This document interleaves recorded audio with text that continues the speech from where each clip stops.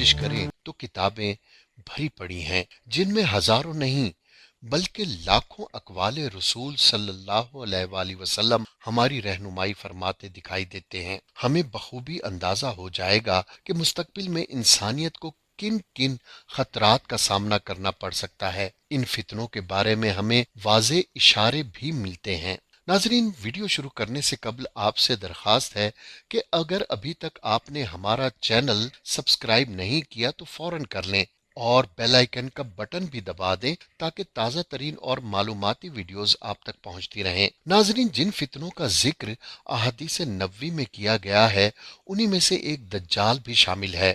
آپ صلی اللہ علیہ وآلہ وسلم کا ارشاد پاک ہے کہ تمام انبیاء کی جانب سے اپنی اپنی امت کو دجال سے بچنے اور خدا سے پناہ مانگنے کی تلقین کی گئی ہے۔ انہی احادیث میں دجال کے خروج اور ترکی کا ذکر بار بار ملتا ہے۔ آج ہم ان احادیث کا ذکر کریں گے جس میں آپ صلی اللہ علیہ وآلہ وسلم نے ترکی سے متعلق پیشین گوئیاں کی تھیں۔ دجال کے خروج کے حوالے سے جس احادیث کا حوالہ دیا جاتا ہے وہ ابو ہریرہ رضی اللہ تعالیٰ عنہ سے مروی ہے۔ اس حدیث میں نبی کریم صلی اللہ علیہ وآلہ وسلم کی جانب سے فرمایا گیا کہ جب تک اہل روم عماد اور داوک میں پڑاؤ نہیں ڈالیں گے تب تک قیامت نہیں آئے گی۔ یہ دونوں شہر شام میں واقع ہیں۔ مدینے سے ایک لشکر ان کے مقابلے کے لیے پہنچے گا تو رومیوں کی جانب سے کہا جائے گا کہ تم ہمارے اور ان کے بیچ میں مت آؤ کیونکہ یہ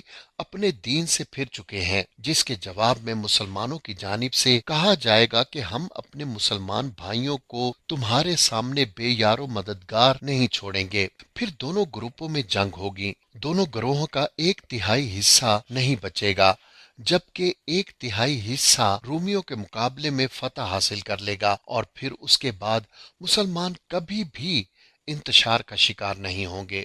ناظرین، آقا دو جہان حضور پاک صلی اللہ علیہ وسلم نے مزید فرمایا کہ اس کے بعد مسلمان قسطنطنیہ کو فتح کریں گے۔ فتح حاصل کرنے کے بعد مسلمان گروہ جب مال غنیمت لپیٹنے میں مصروف ہوں گے اس وقت شیطان جھوٹی آواز بلند کرے گا کہ تمہارے گھروں میں دجال داخل ہو گیا ہے۔ یہ سن کر جب مسلمان گھروں کی جانب رخ کریں گے تو اس دوران دجال کا خروج ہوگا۔ آپ کی احادیث سے یہ پیغام ملتا ہے کہ دجال مشرقی زمین میں ہے، وہاں سے خروج کرے گا۔ احادیث میں یہ بھی جاننے کا موقع ملتا ہے کہ بیت المقدس کی آبادی مدینے میں خرابی کا باعث بنے گی، مدینے کی خرابی سے جنگیں جنم لیں گی۔ ان جنگوں کا اہتمام قسطنطنیہ کی فتح پر ہوگا۔ دجال کے خروج کے بعد مسلمان اس کے خلاف جنگ کی تیاری کریں گے۔ جب مسلمان نماز کے لیے صف بندی کریں گے تو یہی وقت ہوگا جب اللہ تعالیٰ مسلمانوں کی مدد کے لیے حضرت عیسیٰ علیہ السلام کو زمین پر اتار دیں گے۔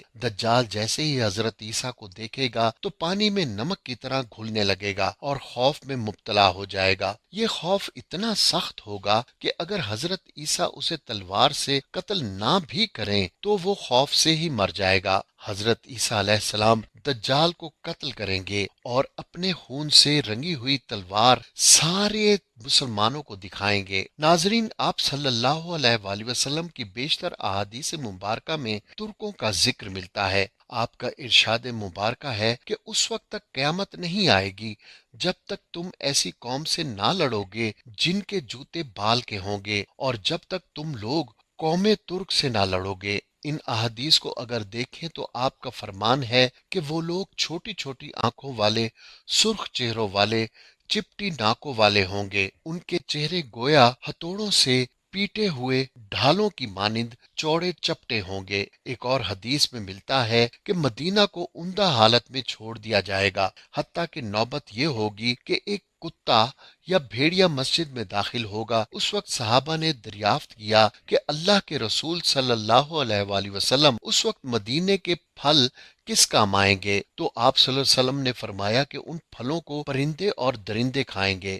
آپ نے فرمایا کہ آپ لوگوں نے اس شہر کے بارے میں سنا ہے جس کے ایک طرف خشکی اور ایک طرف پانی ہے۔ اس وقت تک بھی قیامت نہیں آئے گی جب تک بنو اسحاق کے 70,000 لوگ اس شہر کو فتح نہ کر لیں۔ وہ لوگ اس شہر میں किसी किस्म का असलहा नहीं इस्तेमाल करेंगे, बल्कि ला इलाहा अल्लाह अकबर और यूं ये शहर फतह हो जाएगा। नाजरीन, अगर इन अहादीस को देखा जाए तो आने वाले वक्तों में तुर्की और शाम का एक अहम किरदार होगा। एक और जगह पर आपने फरमाया कि मेरी उम्मत का पहला लश्कर जो कुस्तुनतुनिया पर चढ़ाई करेगा उसे बख्श दिया जाएगा।